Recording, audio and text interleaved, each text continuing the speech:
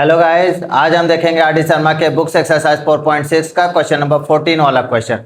यह क्वेश्चन देखिए आपके एग्जाम में दो बार आ चुका है, एक बार 2014 में, एक बार 2022 में। यह क्वेश्चन इंपॉर्टेंट भी है और इस क्वेश्चन में एक जगह बच्चे बहुत ज़्यादा गलती करते हैं। उन्हें लगता तो है कि हम बिल्कुल सही करके आए, लेकिन गलत हो जाता है। देखिएगा वो कहाँ गलत करते हैं बच्चे। इसमें कह रहा है कि difference of the square of two positive integer is 180।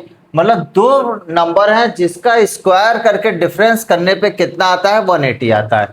इसमें कह रहा है कि एक स्मॉलर नंबर है जिसका स्क्वायर करेंगे वो लार्जर नंबर के 8 टाइम्स के बराबर हो जाता है। तो हम लेट कर लेते हैं एक larger number, let larger number a and smaller number b. ठीक है, लार्जर नंबर को ए और बी। तो अगर देखिए डिफरेंस करने पे अगर पॉजिटिव आ रहा है तो इसका मतलब बड़े में से छोटा घटाया गया होगा। तो first case a square minus B square equal to कितना आ रहा है, 180 आ रहा है। अब सेकेंड केस कह रहा है तो स्क्वायर ऑफ स्मॉलर नंबर। इसका मतलब सेकेंड केस क्या कह रहा है, देखिए square of smaller number, square smaller क्या दिया है, बी। बी का स्क्वायर किसके बराबर है, लार्ज 8 टाइम्स है, लार्जर लार्जर के 8 टाइम्स के बराबर है। मतलब ये 8 ए के बराबर है। तो यहाँ से बी स्क्वायर की वैल्यू अगर हम यहाँ रख देंगे तो देखिए क्वाड्रेटिक इक्वेशन बन जाएगा। तो हम यहाँ पे इक्वेशन 1 मान लेते हैं, ये इक्वेशन 2। तो हम यहाँ लिखेंगे value of b square from equation 2 put in equation 1। ठीक है, इस तरह का फॉर्मेट हम लिखेंगे तो क्या होगा, यहाँ पे देखिए A square minus B square equal to 180 है। तो ए स्क्वायर बी स्क्वायर की जगह क्या लिख देंगे, 8a माइनस का 180 इक्वल टू 0। अब देखिए यहाँ पे क्वाड्रेटिक इक्वेशन बन के आ गया। अब आपको पता है जब क्वाड्रेटिक इक्वेशन आता है तो 180 का क्या करते हैं, हम प्राइम फैक्टराइजेशन करते हैं। 2 9 जा 18, 45, 15, 5 एंड 1। तो यहाँ प्राइम फैक्टराइजेशन आया क्या, 2 इंटू 2 इंटू 3 इंटू 3 इंटू 5। अब आपको सब्ट्रैक्ट करके क्या लाना है, 8 लाना है। तो देखिए एक बार आप क्या लीजिए एक बार 4 ले लीजिए, 4 लेंगे और एक बार क्या 5 थी जा 15, 15 थी जा 45। देखिए सब्ट्रैक्ट करने पे क्या 8 आ रहा है, नहीं। अब लेंगे क्या लेंगे, आपका 3 देखिए 3 2 जा 6, 6 2 जा 12 ले लीजिए। ठीक है, और यहाँ से क्या बचा, 5 3 जा 15 ले लीजिए। क्या 12 और 15 को सब्ट्रैक्ट करने पे क्या 8 आ रहा है, नहीं आ रहा है। क्लियर है। अब आप क्या लेंगे, रैंडमली देखिए उठाते रहिए एक एक तरफ से, आपको कहीं ना कहीं 8 मिलेगा। अब देखिए 2 2 जा 4, 4 इस तरह से मतलब 3 3 जा 9, 9 2 जा 18। ठीक है, आप इसको ले लीजिए और यहाँ से लीजिए क्या 5 2 जा 10। देखिए अब आपके पास आ गया, एक बार 18 लिया हमने और एक बार 10 लिया, इसको सब्ट्रैक्ट करने पे 8 आ गया। क्लियर है। तो हमने क्या लिया, एक बार देखिए 2 लिया, 2 2 जा 4 लिया, फिर यहाँ से जो बचा ये लिया, सब्ट्रैक्ट करने पे नहीं आया। फिर हमने क्या लिया, 12 और 15 लिया, फिर भी नहीं आया। अगली बार नेक्स्ट आ गया हमारे पास 3 3 जा 9 2 जा 12 और 5 2 जा 10 लिया तो 8 आ गया। क्लियर है। इसी तरह से हमें जब प्राइम फैक्टर करने पे सब्ट्रैक्ट करने पे 8 लाना है। क्यों, क्योंकि यहाँ माइनस साइन है, यहाँ प्लस साइन है।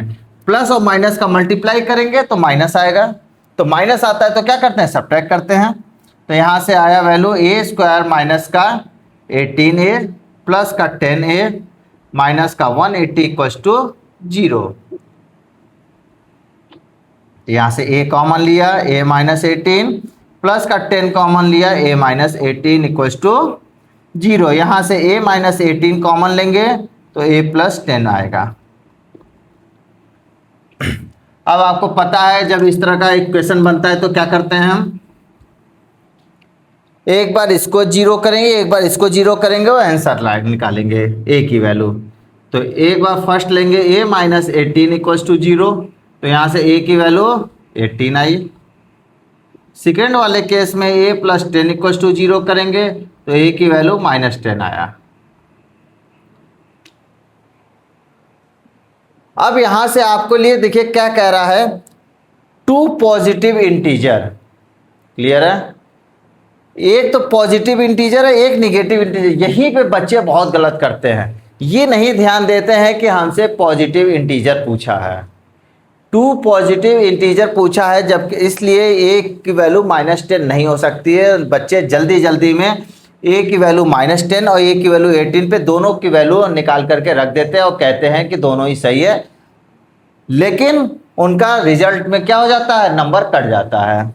ठीक है, तो यहां आप लिखेंगे a की value -10 can not be possible. ठीक है, because a is positive integer. अगर a की वैल्यू फ्रैक्शन में भी आ गई होती तो भी वो हट जाता। क्यों? क्योंकि इंटीजर का है और इंटीजर आपको पता है कि फ्रैक्शन नहीं होता है। क्लियर है? डेसिमल और फ्रैक्शन इंटीजर नहीं होता। अगर यहाँ पे 10/3 या प्लस का ही 10/3, 10/2 और 10/3, 10/7 आ गया होता तो वो भी नंबर नहीं होता। क्यों? क्योंकि यहाँ साफ साफ कहा है इंटीजर है। ठीक है, ये सब बातों का ध्यान दिया करिए कि क्वेश्चन में कह क्या रहा है हमसे। तो यहां से हमारे पास निकल के आया क्या, केवल a की वैल्यू 18। जब a की वैल्यू 18 निकल के आया तो अब हमारे पास b की वैल्यू क्या है, b square equal to 8a। तो b स्क्वायर की वैल्यू 8a, तो b स्क्वायर की वैल्यू 8 इंटू 18। तो यहाँ से देखिए 8 इंटू 18, यहाँ से हम अगर देखिए स्क्वायर रूट निकालने का सबसे आसान तरीका होता है इसका प्राइम फैक्टराइजेशन कर दीजिए। इसका क्या हो जाएगा, देखिए 2 इंटू 2 इंटू 2, इसका 2 9 जा 18, ये मतलब b स्क्वायर, b की वैल्यू यहां से क्या आएगी, 2 2 3 3 2 जा 6 2 जा 12, b की वैल्यू 12 निकल कर आया। क्लियर है? ये सब सिंपल तरीका होता है, आपका समय बचाता है कि आप कितना आसान जल्दी से आप वैल्यू निकाल सकते हो। यहां से b की वैल्यू डायरेक्ट आप लिख सकते हैं। देखिए यहां से b की वैल्यू आपका ±12 आएगा। किसी का भी आप स्क्वायर रूट लेते हैं, जैसे b स्क्वायर की वैल्यू अगर 16 है तो यहाँ से b की वैल्यू ±4 आएगी, लेकिन हमें माइनस नहीं लेना है क्योंकि हमसे कहा गया है पॉजिटिव इंटीजर, इसलिए केवल और केवल प्लस का 12 होगा। ठीक है, तो हमारे पास यहाँ से फाइंड द नंबर, तो नंबर हमारे पास रिजल्ट क्या निकल के आया, आपका नंबर हो गया आपका 18 एंड 12। क्लियर है? आई होप आप लोग को बहुत अच्छे से समझ में आया होगा। Thank you guys.